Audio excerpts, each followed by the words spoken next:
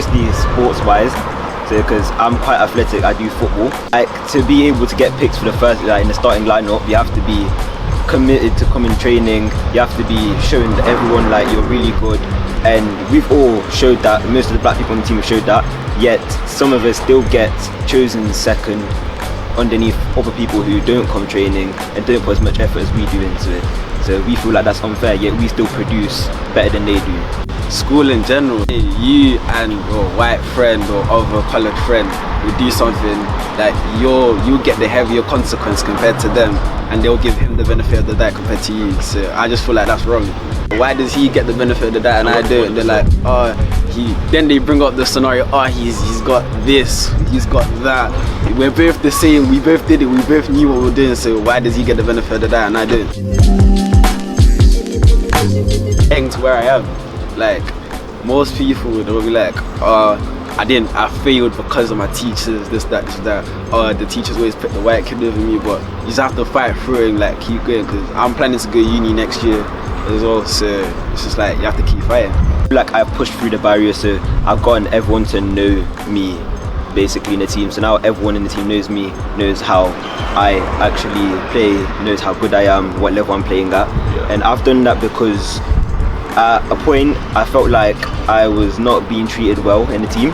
So our vice manager, she told me, you just need to improve, show everyone that you are better than they are.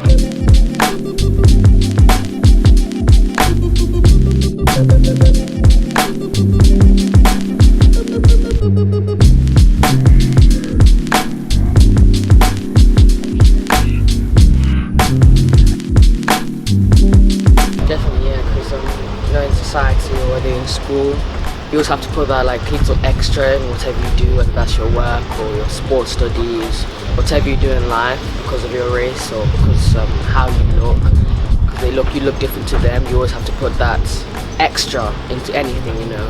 You could be getting A-star stars and you've got some other kid who's white, he's getting like maybe an A or B, but there's for some reason they're still chosen out of a person who's obviously academically wise a lot better than them.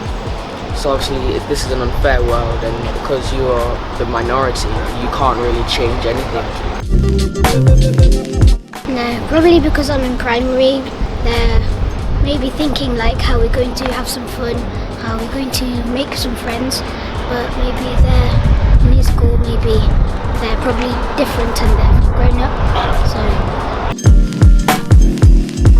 I can remember when I was in year 7, I did do some like really good work, and every year, at the end of the year, we have awards evening, where obviously the best students or the students that work really hard get picked to like have like maybe badges or awards of any kind. And personally, I know I did really well in year 7, getting those like now it's 7s, which is equivalent to an A. In like nearly most subjects, but for some reason that wasn't good enough. So in year 8, obviously I had to put that little extra, whether that's maybe like an hour extra revision or reviewing my work to get those A stars. And then of course year 8 I was picked for awards evening. So I guess it's one of the achievements I've achieved in the English Masters.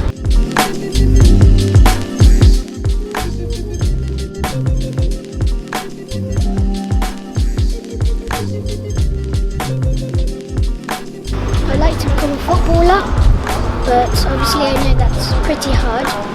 So sometimes I'm thinking of becoming a designer or like an architect or something.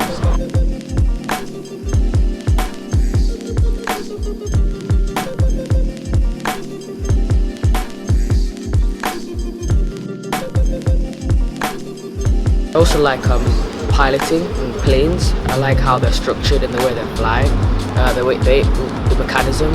So I've also thought about being a pilot, whether that's in the RAF or just being a normal airplane pilot.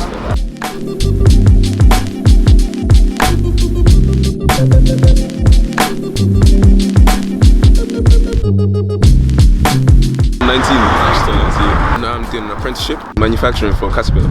I have 30 AM every day, go work, finish at 4:30. Yeah, a couple times.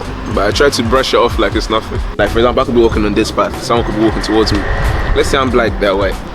If they see me, they would either cross the road to either get away from me, so being at work as well. Like people try not to show it, but you know when you get that feeling that someone doesn't like you personally and you don't know where it is. I don't really try to think of like racism like that. I just try and really move it along. Yeah. That's something, yeah. One of the biggest challenges was secondary school. So I was just a kid, I didn't know what was going on personally. I was just basically just passing through life. And then things came fast, education. I was doing well, 7, 8, 9, 9, kind of fell off. So didn't know what I was learning, didn't understand it, and I didn't know why I didn't understand it. And then that was because of dyslexia, and I didn't know I had that until I started my work where I actually got tested. So I was thinking, oh, why am I so slow? Why can't I read like everyone else? Why doesn't things process like everyone else? I didn't even realize, so I just pushed myself hard, revised hard, got where I need to get, but you know. Big plans, to be honest, big plans. Here I plan to build a nice career for myself though.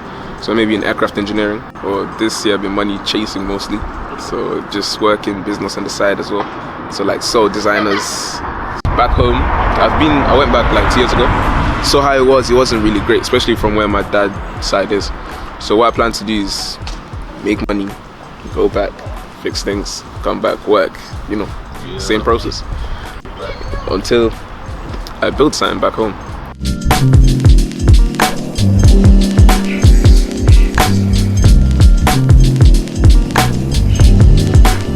My name's George Cole. At the moment I'm retired, so I don't really work in an official capacity, but I do work on a community basis in various different projects, one of which is I am a city councillor. Born in Jamaica way back when. Well, if I said I didn't, I would be lying actually. I felt disadvantaged simply because of who I am, to be honest. A black person living in a white society. And it has its toll. It makes you feel, in many ways it tries to make you feel inferior. In ways it makes you feel as if you really don't matter and that you are subservient to something else, someone else. You don't always know what that someone else or something else is, especially when people are trying to be very nice to you. You know that beneath all of the niceness, there is this weight that is trying to oppress you. In work, you feel oppressed. At school, you feel oppressed. When you're trying to go to go buy something, you get a sense that people don't appreciate your money as much as they appreciate the money coming from elsewhere. It's wherever you go, to be honest. I think the time when it felt the lightest, if I'm being honest, is when I first came here, because I was ignorant of what was going on, because a lot of the oppressive stuff was very subliminal. And so you don't pick up on it until later when you think, why did I feel awkward about that? Or what exactly was going on there? And then suddenly it starts to sink into your consciousness that actually it has something to do with the colour of your skin, and that's why you weren't picked, or that's why you were told that actually we're full up. And that's why you were told, actually, we've changed our minds about it, the place isn't available anymore. And then suddenly you think, well, how comes the guy that came after me got it and I didn't, if we're all full up? Start detecting what was going on. Things start to become heavy, because then all of these things start to rest on your conscience, and you start thinking, am I really going to bother? Because I know the answer is going to be no. You then have to force yourself to say, actually, I'm better than this, and I'm going to prove to these people that I'm better than them in many ways, to be honest. At that point you kind of strike a happy medium, because you know what's going on, and you know what the strategies are to overcome them, and you know the language to use. And so things kind of got not any better, but you know how to maneuver yourself around situations which would otherwise have the better of you. The difficulties, it can either cause you to sink, or it can cause you to stand up and say, I'm not going to take this. I realised after leaving school that, faced one-to-one with a lot of these guys, that actually these people are not as bright as they're making out. And in fact, if I just believe in myself a bit more and apply myself more, I could actually sail beyond these people. I think I've been very fortunate to have applied myself and applied the stuff that I've discovered to go on in life, to become a graduate several times, design and development engineer, designing and developing computer well back in the days when computers weren't what we know them to be now. In that sense, I've used the difficulties as a tool to force myself to believe in myself and to show to others that I'm more capable than they would probably accept. I'm talking about times when getting jobs when being black you can't even get in through the door. But when your papers talk and say, actually, this guy's done, he's got the papers that says he should be here. And when you sit in front of 4 or 5 white folks who don't necessarily think you're capable of it, and you've got to convince them that actually you're better than what they're offering you, then it's a real challenge. And so you rise to the challenge. Then leave that to go on to become a university lecturer, lecturing in electronics and communication. Did that for several years, and whilst doing that went on to run several businesses in various different fields, restaurant, mental health, care business. Doing that, went on to start Leicester's first real and proper magazine program on Radio Leicester. It was then called Talking Blues. I've since, as I said, gone on to become a councillor, become a magistrate, and a few other things.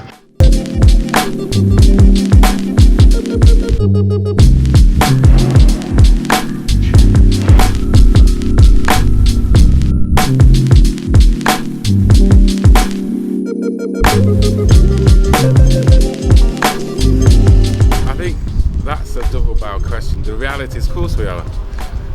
In an ideal world, I'd say no, but we don't live in an ideal world, and the way England is now, it's changed from covert racism to kind of introvert racism. Before it was loud, it was out there, you could see what was going on. Now it's always subtle, it's almost covert, it's under the scenes, but it's there. It's even worse than it was when I was growing up. At least you knew where you stood when you grew up in the 70s. They'd call you a black so-and-so or whatever. You knew where you stand, and if you know where you stand, you know how to deal with the people you're working with. Now, they'll smile in your face. Behind the back, they'll introduce stuff to stop you from becoming employed, stop you from moving on in life because of their own personal prejudices, which is based off a lot of policies anyway. Getting this building in the first place, and it's despite 20, 30 years, we still have the building. We're still trying to promote our community, we're still trying to educate our community, and it's still a hub which we want to develop further. Understand the politics game, because you have to understand politics, or you have to understand the system to deal with the system. So we learnt about the system, how it works and how it operates. As the consequence of using the system today, that's how we managed to keep hold of the building. Apart from my daughter, apart from my child, I'm proud that we have this building. I'm proud that as a community we're still able to keep hold of the building and develop. I'm proud to see young black people, male and female, doing well in the business world. I'm proud to see our community moving forward. But the only way we can continue to move forward is if we come together.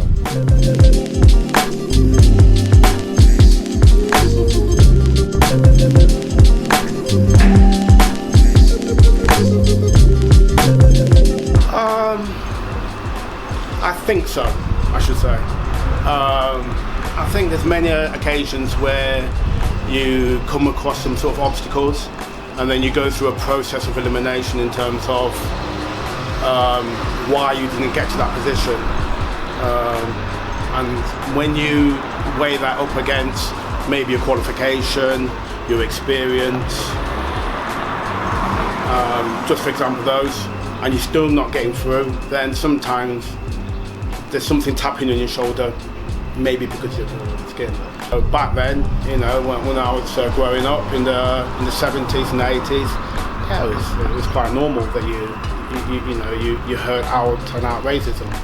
Factions like the National Front, and we had the Anti-National Front as well. I don't think racism has gone as such.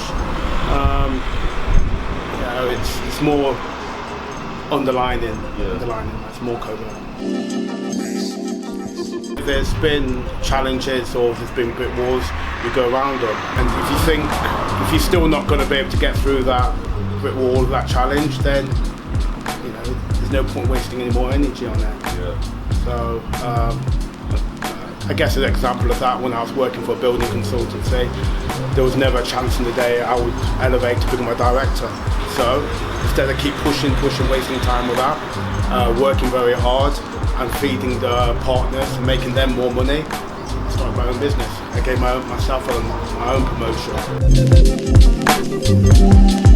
Professionally,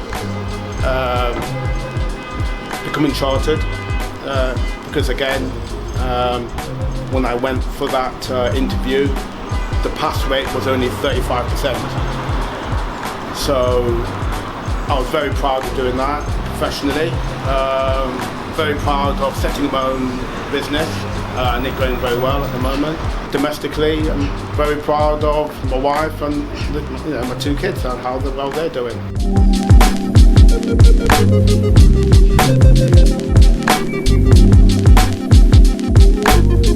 Let me put it this way, I think it would be unnatural not to feel so living in countries like, in areas like Europe and North America, where you're the minority and you're seen as different.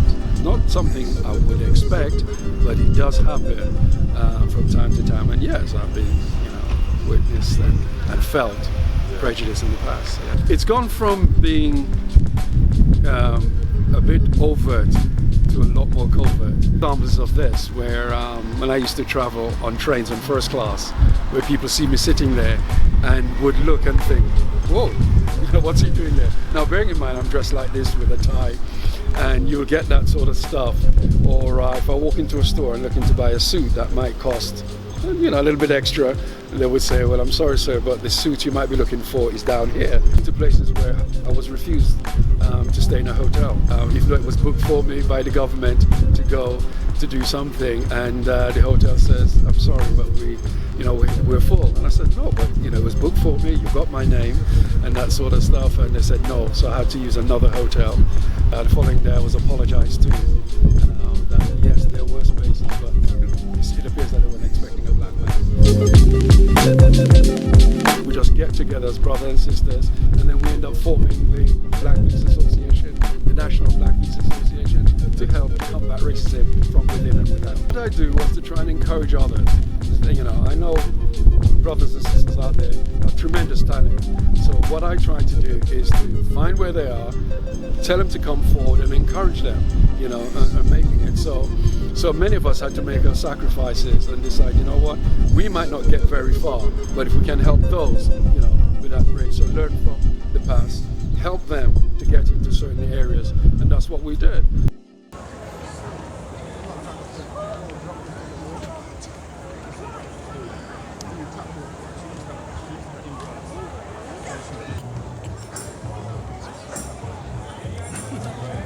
Born Romans and Babylonians who inflicted colonialism on my black organism, I can't forgive them. They warped religion and blurred my vision, had me stitched into their twisted system. They taught me they done more than any more, locked in a morgue, then sampled what my people made and made it something my people can't afford. In hiding our great inventors, they must be relentless, because that list is so extensive. A lot of money is made from our intellectual property, but a black man's soul is so not expensive, because we are just cheap meat at the market. White punters kick an ugly penny from our carcass, and it's marvelous how that mindset is a part of us now. We walk as broken kings so far from our crowns. That's why we feel stuck on potential, nothing named successful. It's too stressful trying to make it out of this cesspool, aiming to be accepted by white faces in high places, thinking my polite graces might erase this awkward feeling that we both share. Slave auction, we were both there. Just had a different reasoning, different colors, different palette, food's got a different seasoning. So the Caribbean Sea stirs with the blood of my ancestors, seabed filled with black sons and daughters. And you wonder why black man afraid of water? For I am not your Negro, not your villain, not your anti-hero. I am not your prisoner, not your cellmate, not your cultural food bank.